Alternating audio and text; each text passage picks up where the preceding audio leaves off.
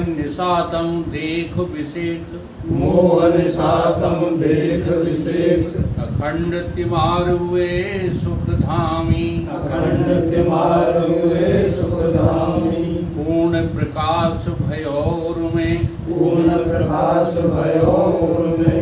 Him द्वैत गयो लखे एक ललामी, हिम द्वैत गयो लखे एक ललामी। सद्गुण कुंज खिले मन मानस, सद्गुण कुंज खिले मन मानस। कर्मलोक दुरे भवगामी, कर्मलोक दुरे भवगामी।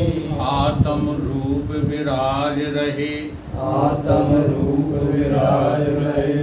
गुरुदेव को बारंबार नमामि, गुरुदेव को बारंबार नमामि।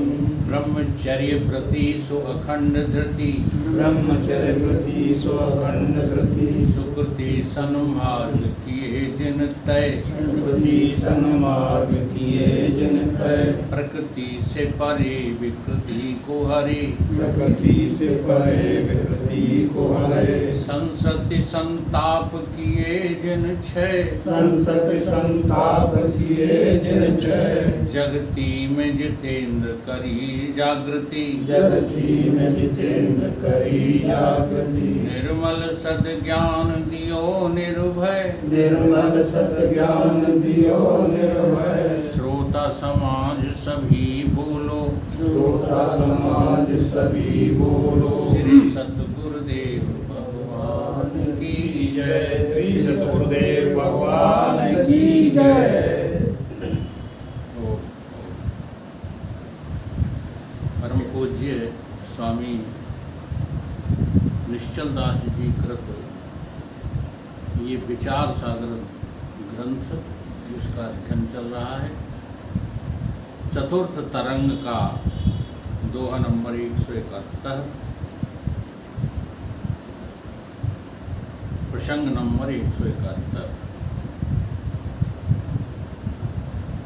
कुछ हिस्सा इसका जो है पढ़ लिया था,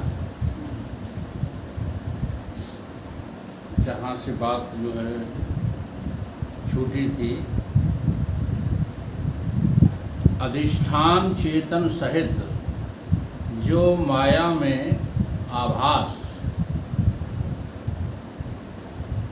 वो ईश्वर है। ये ईश्वर तदपद का वाच्य अर्थ है। क्या समझ में आई? अधिष्ठान चेतन सहित, अधिष्ठान चेतन सहित माया में जो आभास है। जैसे शीशा दो तरह का होता है, एक दूषित शीशा होता है और एक निर्दोष शीशा होता है। निर्दोष शीशा में जो आपका भास पड़ेगा वो ज्यों का त्यों होगा।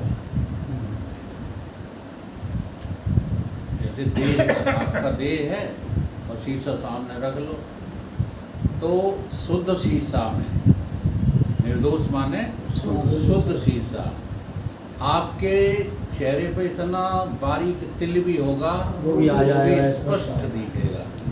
दिखेगा तो ये क्या है? ये माया में आभास है।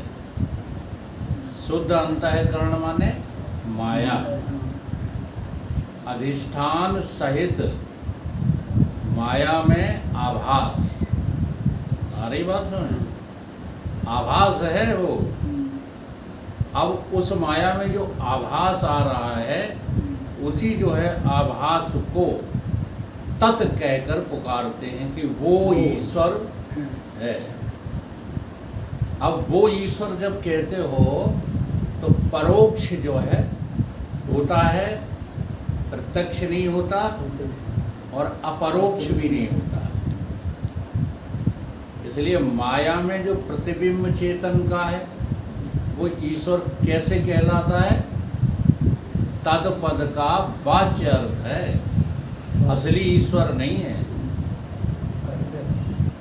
असली ईश्वर नहीं है। वो पद कुछ बात समझ में आई?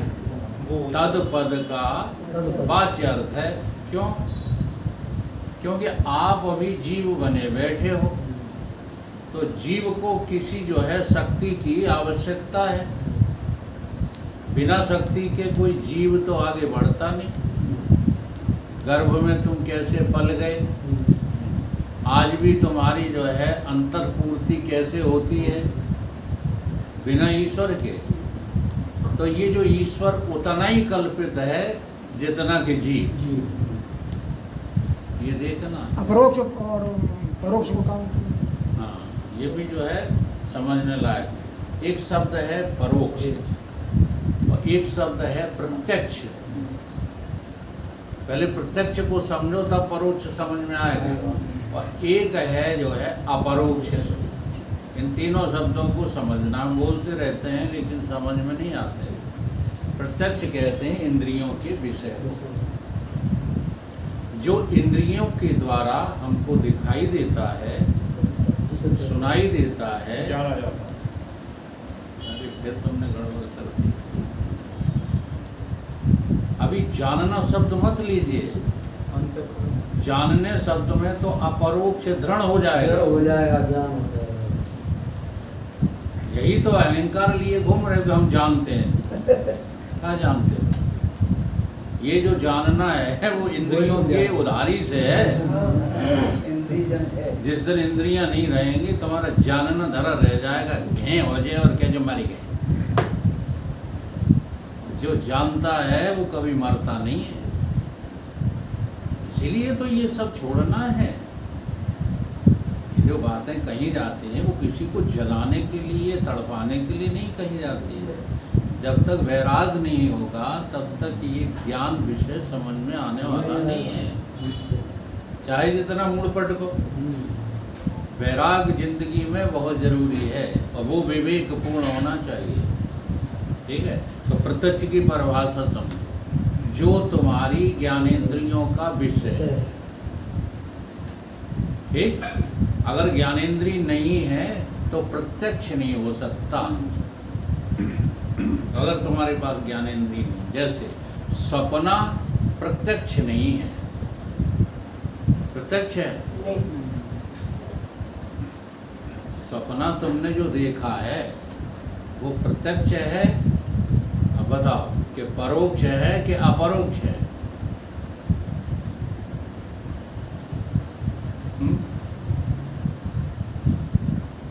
और ये लग गई? नहीं, प्रत्यक्ष तो उसी वक्त लगता है। नहीं, बनी बात। मैं ये बात पूछ नहीं रहा। तो सीधा उस वक्त को तो तुम्हें जो है अपना होश ही नहीं है। तुम तो बेहोश यानी सो कर के गए हो भीतर।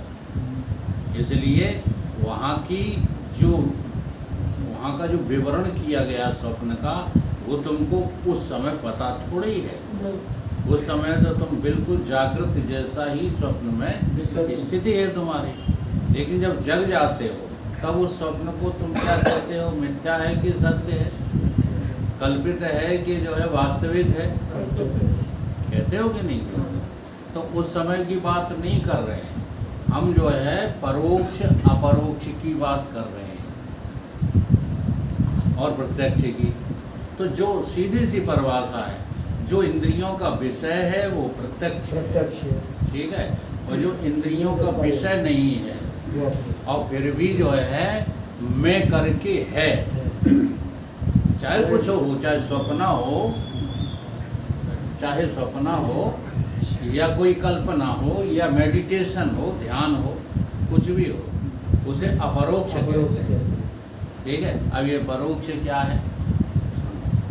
जैसे इंद्रियों का जो विषय नहीं है वो अपरोक्ष है।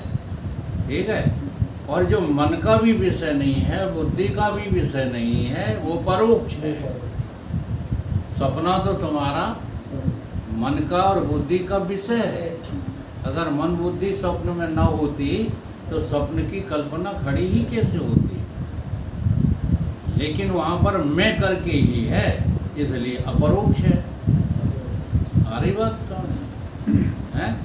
अब जो उनका भी विषय नहीं है परंतु है, ईश्वर को कभी किसी मन ने, बुद्धि ने, चित्त ने पकड़ पाया? नहीं पकड़ पाया। सपना कैसा परोक्ष अपरोक्ष है। परोक्ष है। सपना अपरोक्ष है, तुम्हारा ध्यान भी अपरोक्ष है। तुम्हारी इंद्रियों का विषय खत्म हो जाए तो तुम अपरोक्ष हो, मरने के बाद तुम अपरोक्ष हो, प्रत्यक्ष नहीं हो। अगर तुम नहीं होते तो फिर दूसरी जगह जाकर के जन्म कैसे ले लेते हो? सपना तो ऐसा मन बुद्धि का नहीं है।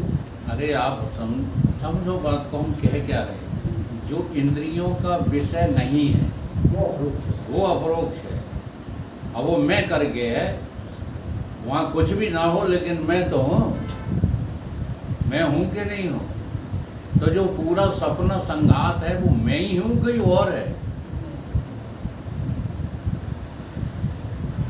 मैं के अलावा वहाँ कोई है? नहीं। समझिए, मैं के अतिरिक्त तो वहाँ कोई है? कहाँ? सपने में कोई नहीं है, मैं ही हूँ, इसलिए मैं वहाँ अपरोक्ष। अब क्या है परिभाषा अपन को निकालनी किसकी? परोक्ष की। तो सपना तो मन और बुद्धि का विषय है, ठीक, लेकिन ईश्वर मन बुद्धि चित्त अहंकार का विषय न होने के कारण से परोक्ष है। परोक्ष का तात्पर्य ये होता है जिसको किसी ने आज तक देखा नहीं, सुना नहीं, समझा नहीं, लेकिन है। कहते हो कि ईश्वर है। कोई है। ईश्वर है, कोई ईश्वर का है, है वो? कोई का है। ईश्वर ईश्वर ईश्वर है, कोई का नहीं। हिंदू कभी नहीं कहेगा कि कोई है। मुसलमान भले कहने लगे कि आएंगे खुदा करीम, फिर जगाएंगे, फिर ले जाएंगे, क्योंकि उन्हें बसंत बंधे का कुछ पता तो है नहीं। लेकिन हिंदू ईश्वर पे इतनी बड़ी आस्था। ये ईश्वर परोक्ष है। ईश्वर परोक्ष है। परोक्ष तो जो इंद्रियों का विषय होता है वो अरे यार, कौन कहता है कि इंद्रियों का विषय परोक्ष होता प्रत्यक्ष है? होता इतना समझा रहे हैं फिर भी आप समझ नहीं रहे हो। इंद्रियों के विषय को प्रत्यक्ष प्रत्यक्ष कहते हैं। कहते हैं। और जो इंद्रियों का विषय नहीं है, केवल मन बुद्धि चित्त के कारण खड़ा है लेकिन है मैं रूप, वो अपरोक्ष है। इसलिए स्वप्न अपरोक्ष है, मेडिटेशन अपरोक्ष है, ध्यान अपरोक्ष है। ध्यान में जो कुछ आता है वो अपरोक्ष है, परोक्ष नहीं है, प्रत्यक्ष नहीं है। और जो है मैं से अलग है। क्या अलग है? यही है। परोक्ष परोक्ष में से अलग है। परोक्ष जो है वो है जो मैंने भी नहीं जाना, नहीं जान। मैं जिसको जानता नहीं हूँ, मैं जानता हूँ। मैं जिसको पकड़ नहीं सकता, वो अपरोक्ष है, वो परोक्ष है। और परोक्ष केवल ईश्वर है।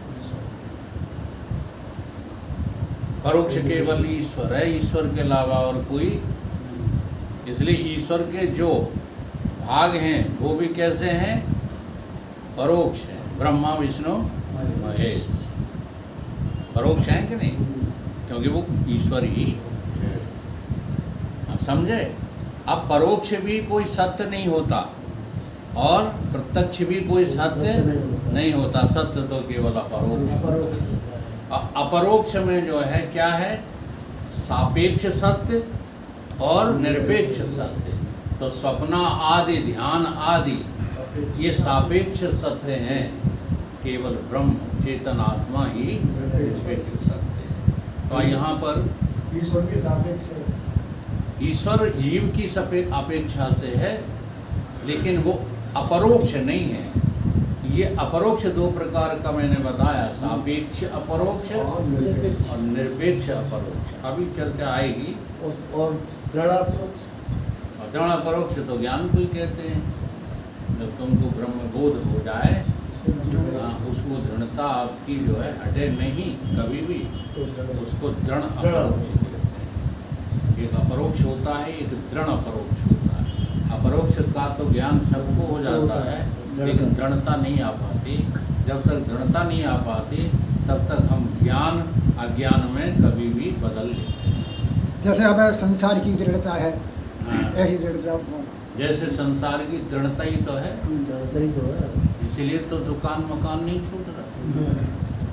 बहुत स्पष्ट बात है, केवल तुम्हें दृढ़ता खत्म करनी है संसार की, और उसकी उसमें कर। जैसे ढूंढ रहे हो, लेकिन वो दृढ़ता अपने आप हो नहीं जाएगी जब तक उसको जानोगे नहीं।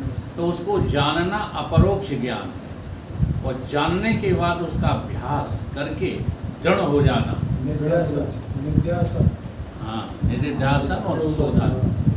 बिना निधिध्यासन के, बिना निध्यासन के आप शोधित नहीं कर पाएंगे किसको? तत्व को। और बिना शोधन के आप दृढ़ नहीं हो पाएंगे। इसलिए आखिरी स्टेप है साधना शोधन की, शोधित करना। जैसे ये सोना शोधित करते हैं, है तो सोना ही, ईंट आती है इतनी बड़ी, फिर उसको भी शोधित करते हैं। पूछो इनसे, शोधित करने में जो थोड़ा बहुत मलबा होता है वो भी निकल जाता है। इसी प्रकार से जान तो गए हम क्या, कि हम ब्रह्म हैं, ये जान गए, लेकिन अभी शोधन नहीं है। जब तक शोधन नहीं है, अब उसी शोधन में जो है ये सब तद त्वम पद आदि का शोधन किया जाता है। तो अधिष्ठान चेतन सहित माया में आभास ईश्वर है, और ये ईश्वर तत् पद का वाच्य अर्थ है। जी हाँ, ये असली चेतन नहीं है। जैसे जीव असली चेतन नहीं है, ऐसे ईश्वर भी असली चेतन नहीं है। वाच्य अर्थ है, वाच्य अर्थ है। ईश्वर किसी का पुत्र नहीं है। ईश्वर तो जो है पुत्र है किसी नहीं है। ईश्वर स्वयं में अंश है। यही बात जो है जब लच्छानंद जी ने प्रत्यगात्मानंद जी से कही थी, तो मेरा तरीका जो समझाने का है वो इन्होंने कह दिया, तो वो उस पर जो है हंसने लगे थे। इन्होंने ये कह दिया था, बात समझने की है। अब मेरे गुरुदेव ने हमें समझाई, हम उस तरीके से समझते। ईश्वर अंश, ईश्वर का है अंश। अब यहाँ बुद्धि ठहराओ तो पकड़ में आए बात, वो नहीं ठहराओगे तो फिर जीव ईश्वर का अंश तो है ही। अब यही बात तो आती है काय की, वाच्य अर्थ की और लक्ष्य अर्थ की। ठीक है, अगर लक्ष्य में तुम कहोगे तो अंश अंशी भाव होता ही नहीं। इसलिए ब्रह्म का कोई न अंशी है, न ब्रह्म किसी का अंश है, न ब्रह्म का कोई अंशी है। ठीक, लेकिन ईश्वर, ईश्वर स्वयं भी अंश है, और इसने जिसको पैदा कर दिया वो भी अंश है उसी का। नहीं, गोस्वामी जी का जोर देखो किस पे है, ईश्वर अंश। अब वो इन्होंने कह दिया तो भी बड़ी जोर से हंसे कि ये तो शब्दों को तोड़ना मरोड़ना है ना। तो है तो तोड़ना मरोड़ना, लेकिन गुरुओं की युक्तियाँ होती हैं समझाने की, वो देख नहीं। अब यह तुम ब्रह्म हो तो तुम ईश्वर कैसे हो, फिर बताओ ईश्वर कैसे? हाँ? एक बार तुमको पता लग जाए कि तुम ब्रह्म हो, तो फिर ईश्वर भी गया जो है कहाँ, खंडू कहाँ चला, उपाधि लगती है, उसमें माया की उपाधि है। माया की उपाधि से ही तुम कौन? ब्रह्म। वाच्य अर्थ में ईश्वर हो जाते हो। जैसे जीव वाच्य अर्थ में क्या है? जड़, और लक्ष्य अर्थ में क्या है? चेतन। तो ईश्वर जड़ तो नहीं है। क्यों नहीं है जड़? क्योंकि माया में प्रविष्ट है, और माया जो होती है वो शुद्ध होती है, शुद्ध।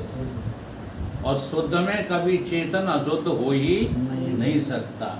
जैसे कि शुद्ध दर्पण में तुम्हारा चेहरा ज्यों का त्यों रहेगा, उसमें कोई भी दोष नहीं है। लेकिन अगर आपने अशुद्ध दर्पण में अपने चेहरे को देखा तो आपका चेहरा बदल करके कुछ का कुछ और दिखाई देता है। उसे कहते हैं मलिन सतोगुण, अविद्या। तो यहाँ ईश्वर की चर्चा हो रही है। अधिष्ठान चेतन सहित जो माया में आभास रूप ईश्वर है, सो तत्पद का वाच्य अर्थ है। केवल अधिष्ठान चेतन, केवल अधिष्ठान चेतन ही तत्पद का लक्ष्य। तो जब ईश्वर को चेतन कहा जाता है तो वहाँ पर दृष्टि किसके ऊपर है? ब्रह्म के ऊपर, न कि ईश्वर के ऊपर। ऐसे ही जब जीव को ब्रह्म कहा जाता है तो दृष्टि जीव के ऊपर नहीं है। हाँ, अविद्या में जो प्रतिबिंब आया है चेतन का उसके ऊपर नहीं है, बल्कि उसके ऊपर है जिसका प्रतिबिंब आया है। तो जिसका प्रतिबिंब आया है वो कौन है? कूटस्थ साक्षी आत्मा। ये जीव का लक्ष्य। ऐसे ही ईश्वर का लक्ष्य अर्थ क्या है? सो रहे हो यार मुरारी लाल जी? नहीं महाराज, कोई ना रहे। हाँ, सत्संग में सोया मत करो। जो ईश्वर है, अब देखो, अब इनके कार्य बताए गए हैं। जो ईश्वर है, खबरदार हो जाना। हाँ, नहीं तुम ब्रह्म को कहाँ लगोगे? ब्रह्म ने रचना करी, चेतन ने रचना करी, यही सब तो गड़बड़ चलता रहता है इन विद्वानों में। ये कुछ नहीं समझते हैं, इसलिए लड़ते आते हैं, भाग जाते हैं। इनको ज्ञान अच्छा नहीं लगता। जिनको वाहवाही अच्छी लगती है उन्हें ज्ञान अच्छा नहीं लगता, क्योंकि ज्ञान में वाहवाही तो होगी नहीं। हाँ, ज्ञान में तो इतने नीरस हो जाओगे, इतने तुम डूब जाओगे कि तुम्हें खुद ही पता नहीं रहेगा कि वक्ता जो है अभी क्या कह रहा था और क्या कहने लगा। या नींद आ जाएगी या समाधि लग जाएगी। जी हाँ, बड़ी विशेषता है ज्ञान में। ज्ञान सुनने वाले समाधिस्थ हो जाते हैं सुनते, क्योंकि जो वक्ता कह रहा है वो तुम्हारी पकड़ में आ गया तो तुम गए भीतर। अब भीतर गए तो अब सुनने वाला गायब हो गया। तुम तो हो, लेकिन जो सुन रहा था वो है नहीं। तो दो स्थितियाँ, या तो आप समाधिस्थ हो गए हो या सो गए। तीसरा और कोई काम होता ही नहीं। तीसरा काम होता है लड़ जाना और भाग जाना। हाँ, और कुछ हो ही नहीं सकता। नहीं तो जो है ज्ञान की बात पकड़ में आ जाए तो दो ही चीज़ें होती हैं। हम तो घंटों सोते थे स्वामी जी के प्रवचन हरिद्वार। हाँ, पूरा प्रवचन हो जाता था। वो समाधि नहीं थी, वो नींद थी। समाधि का मजा तो ब्रह्म ज्ञान के बाद ही आता है।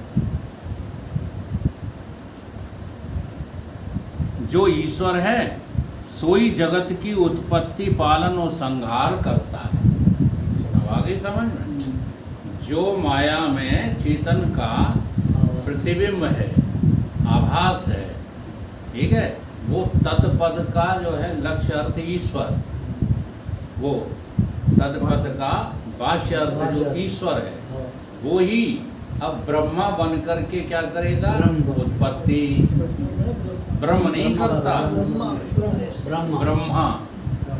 हाँ, विदेशों में थोड़ी दिक्कत आती है, क्योंकि वहाँ परिभाषा एक ही है, ब्रह्म की और ब्रह्मा की। वो क्या बोलते हैं? स्पेलिंग एक ही स्पेलिंग है, ब्रह्मा और ब्रह्म। तो उन्हें समझने में दिक्कत आती, लेकिन अपने को नहीं आएगी दिक्कत। ब्रह्मा देवता का नाम है और ब्रह्म जो है शुद्ध चेतन का नाम है। तो ब्रह्मा सृजन करते हैं, कौन? ईश्वर। ठीक है, ईश्वर कौन है? जो माया में आया हुआ आभास, आया हुआ आभास है वो।